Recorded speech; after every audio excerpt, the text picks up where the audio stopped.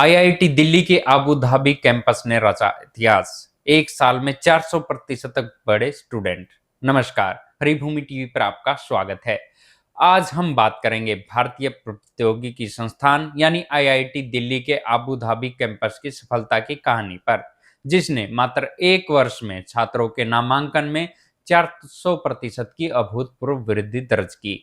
ये न केवल शिक्षा के क्षेत्र में एक मील का पत्थर है, बल्कि भारत और संयुक्त अमीरात यानी यूएई के संबंधों को भी नई दिशा दे रहा है। IIT Delhi Abu Dhabi campus एक नई शुरुआत। सितंबर 2024 में अबू धाबी के खलीफा सिटी में आईआईटी दिल्ली का पहला अंतर्राष्ट्रीय कैंपस स्थापित किया गया था। इसकी स्थापना भारत और यूएई के बीच शिक्षा और नवाचार के क्षेत्र में सहयोग को बढ़ावा देने के लिए की गई थी। इस कैंपस का उद्घाटन अबू धाबी के क्राउन प्रिंस से शेख खालिद बिन मोहम्मद बिन जायद अल नाहयान ने किया था।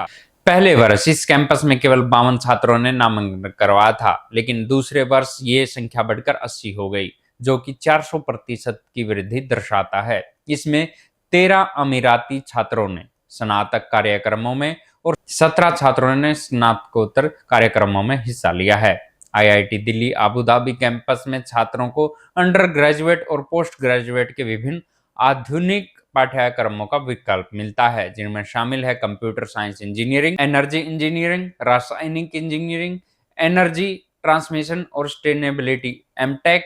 इन पाठ्यक्रमों में छात्रों को ऊर्जा, स्थिरता और कृत्रिम बुद्धिमत्ता जैसे क्षेत्रों में गहन ज्ञान प्राप्त होता है। इस संस्थान की स्थापना से भारत और यूएई के बीच शिक्षा, विज्ञान और प्रौद्योगिकी के क्षेत्र में सहयोग को नई दिशा मिली है।